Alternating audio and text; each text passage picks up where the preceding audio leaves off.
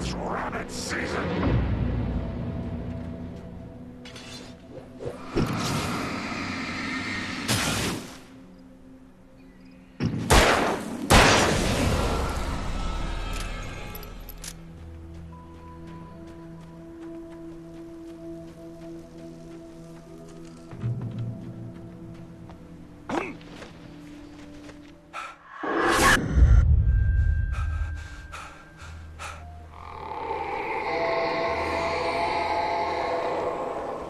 What the hell was that?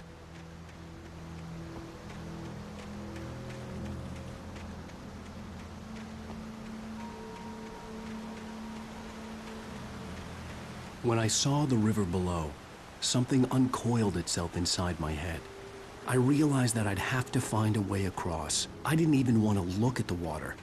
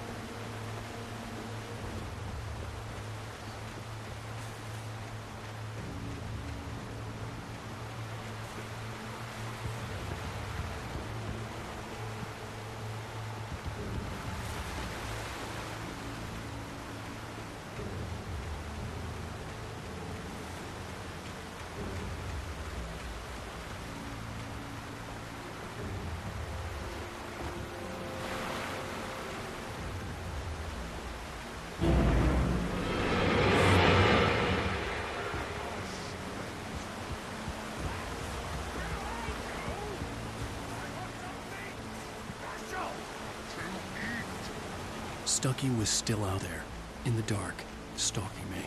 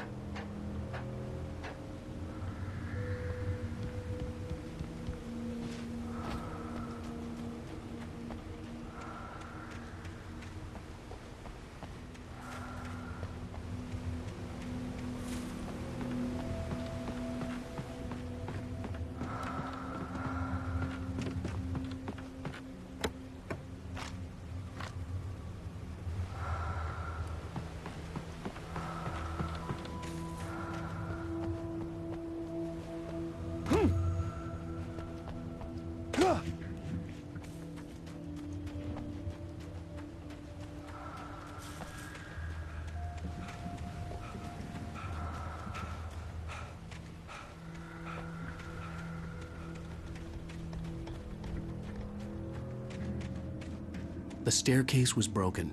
I had to make my way up some other way.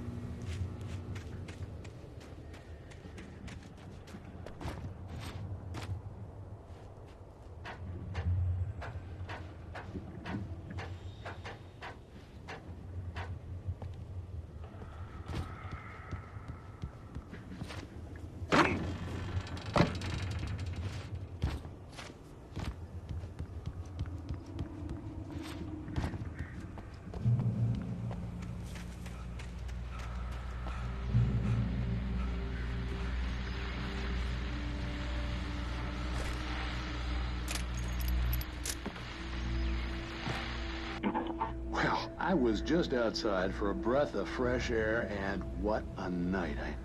I know most of you are probably in your beds by now, but if you're still up and around, take a moment. Step outside for a spell and breathe in deep. The weather is absolutely still. The sky is crystal clear. It's like the forest is quietly breathing along with you. As you listeners know, I'm a night owl, and it's on nights like this I wish I wasn't cooped up in the studio. Makes an old man like me wish I could just roam wild. But here I am, and who'd keep you company all night long if I weren't? It looks like I'm not the only one staying up late. Caller, you're on the air. Hey, Pat, it's Maurice Horton. Hello, Maurice. What are you up to? Well, I was just taking Toby on his walkies. Oh, isn't it beautiful out there? Sure, but Pat, the reason I called is that Toby heard something rustling in the undergrowth and took off after it, and I couldn't find it. Probably a rabbit. Sure. Toby loves rabbits. Well, sure. Anyway, I figured that, if anyone runs into Toby, they could grab him. My number's on his collar. And Toby's a friendly dog? Oh, Toby loves people. Usually he comes back, but we were pretty far from home, and it sounds like he went pretty wild there.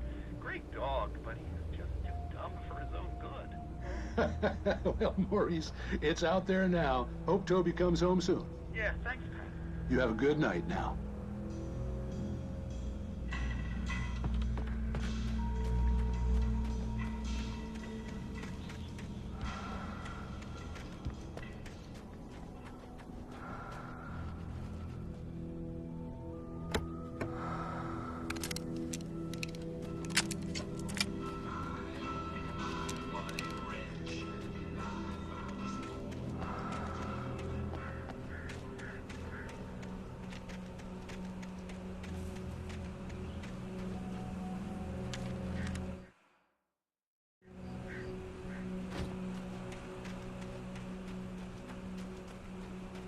The gas station was closer now, its light welcoming in the darkness.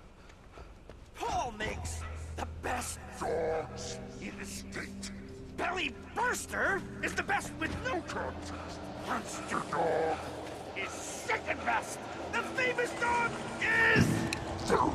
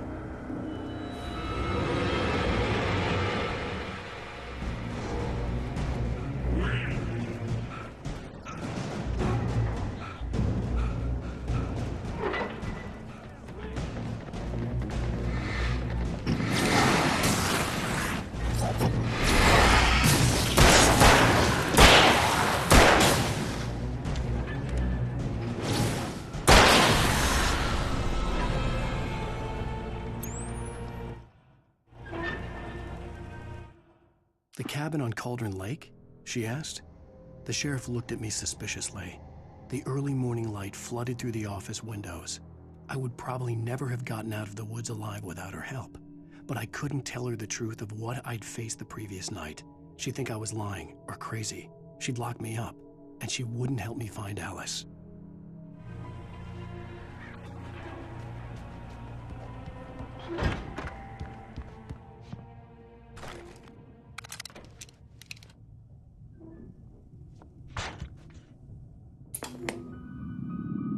Science. It bestows immortality on those who advance it to elevate all of mankind. Newton, Einstein, Sagan, princes among men.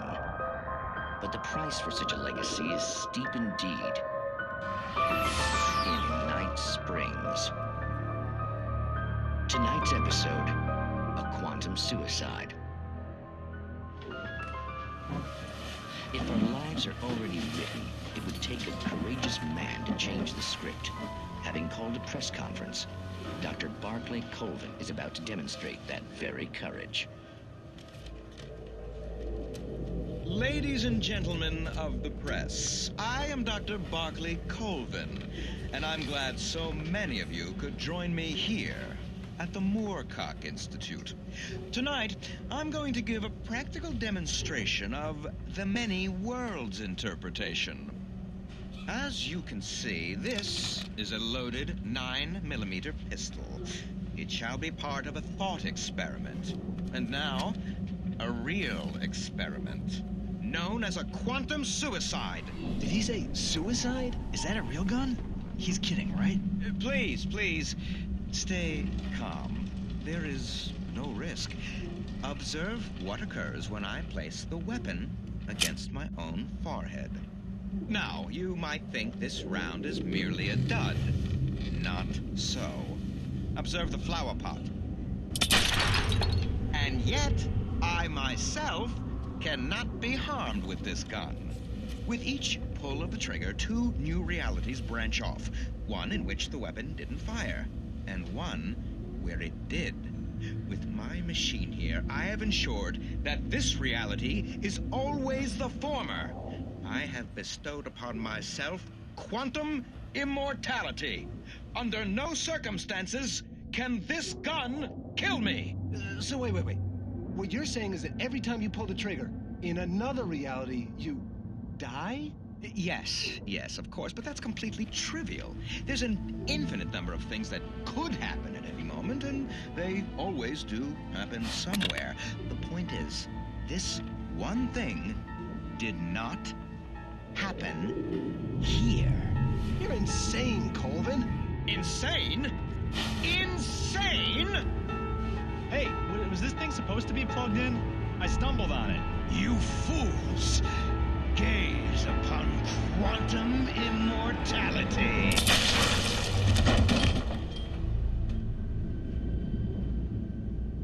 Poor Dr. Colvin, felled by his own hubris or the ignorance of the masses. Perhaps he should have left the crate unopened, the decaying atom unobserved. Curiosity often kills the cat. In Night Springs.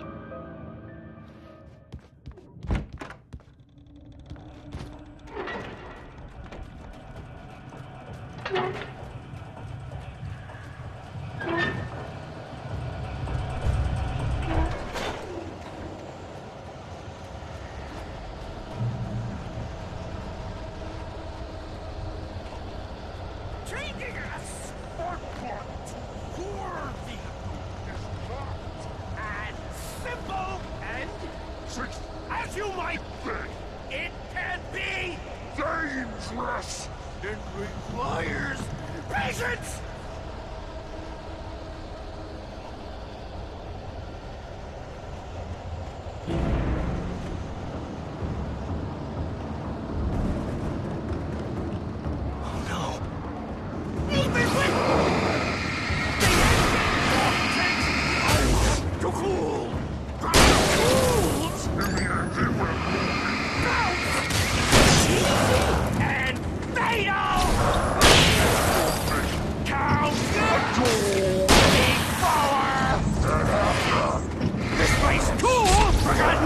inside there. It has destroyed!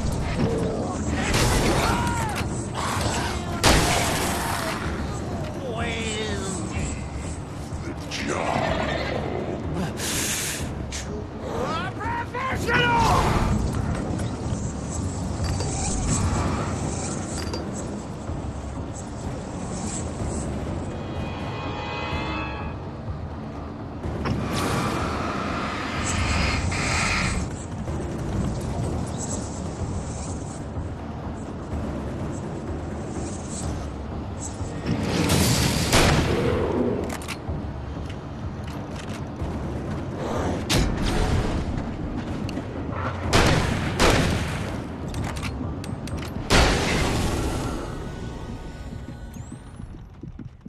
Stucky's body vanished, leaving behind only a lifetime of nightmares to come, assuming I'd reached the lights at the gas station alive.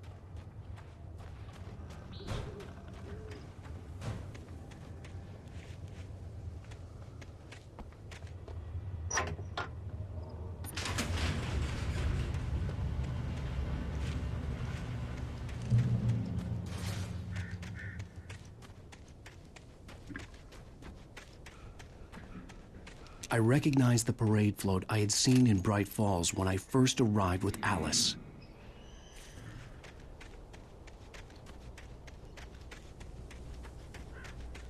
After the insanity I had just experienced in the darkness, the lights of the gas station felt comforting.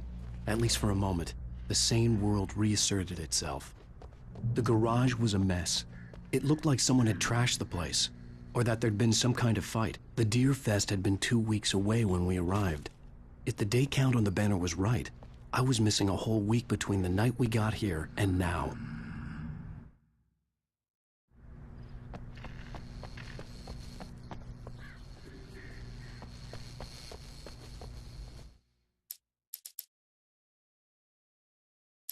I stepped into the gas station's garage. It was dark and quiet. The place was a mess. It looked like someone trashed the place, or that there'd been some kind of fight. Light spilled into the room through an open door at the back, and I made my way toward it. Without any warning, I was blinded by a bright light. An old portable TV on the shelf had come alive by itself. Impossibly, I could see myself on the screen, talking like a madman.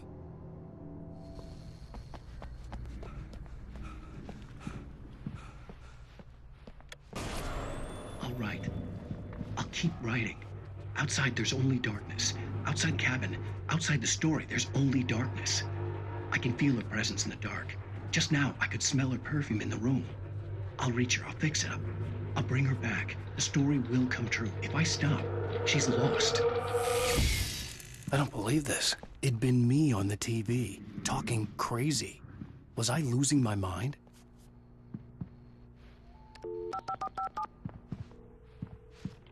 Braight-Fall's Sheriff Station.